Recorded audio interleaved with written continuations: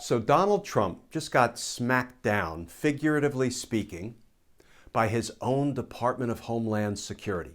And Bill Barr just got smacked down by 16 federal prosecutors. Let's talk about that, because the integrity of our institutions and of our public servants, like justice, matters.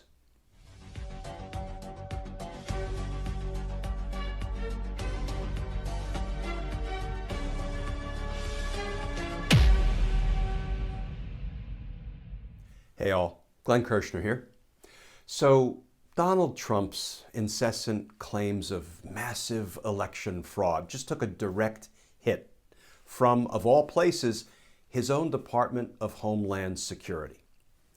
But even better, just moments ago on this Friday evening, the Washington Post published an article, and in a dramatic turn of events, the Post reported that 16 federal prosecutors, 16 assistant United States attorneys just told Bill Barr, in substance, stop the political partisan BS.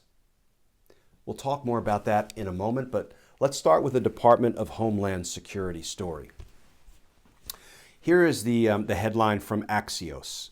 Department of Homeland Security calls election, quote, the most secure in American history.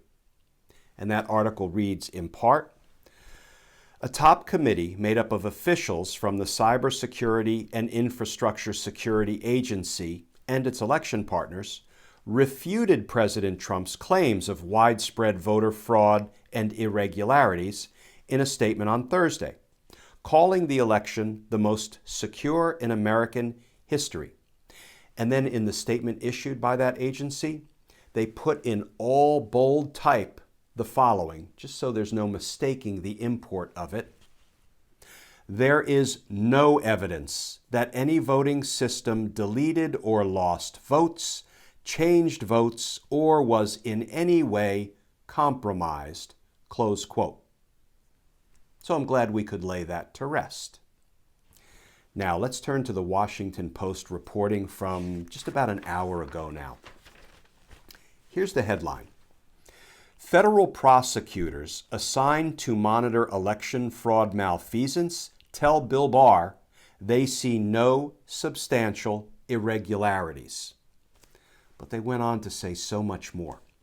And before I dig into this article a little bit, remember a couple of days ago when Bill Barr issued a new policy saying, I am doing away with the 40-year-old policy against DOJ intervening, investigating, interfering in elections before the elections are certified.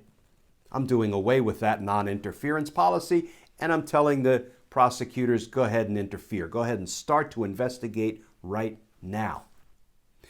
And he said, don't worry, because there is the election crimes branch that will be heading all of this up. And when Bill Barr tried to put that new policy out, basically in favor of election interference by the Department of Justice, the head of the election crimes branch, an honorable career federal prosecutor, immediately resigned, said, I will not be part of Bill Barr's shenanigans, his partisan politics. Against that backdrop, here's what 16 federal prosecutors said today. The reporting from the Washington Post. 16 assistant U.S. attorneys specifically assigned to monitor malfeasance in the 2020 election urged Attorney General William Barr on Friday, today, to rescind his recent memorandum allowing investigations to publicly pursue allegations of vote tabulation irregularities in certain cases before the results are certified, saying, these prosecutors said, they had not seen any evidence of any substantial anomalies. They then said that Bill Barr's actions, quote, thrust career prosecutors into partisan politics, close quote. They then went on to address Bill Barr's policy change of a couple of days ago, throwing out the 40-year-old non-interference policy, They said, quote, Barr's policy change was not based in fact, close quote. So these 16 federal prosecutors who just stood up to Bill Barr, in substance told him, Mr. Attorney General, sit down, shut up, and stop injecting prosecutors into partisan politics. These 16 federal prosecutors are brave, they're courageous, they're heroic. They're career public servants trying to do the work of the American people fairly, honorably, honestly, ethically, and in an apolitical manner. Now, what will happen to them next? After they stood up for the rule of law, stood up to a corrupt attorney general?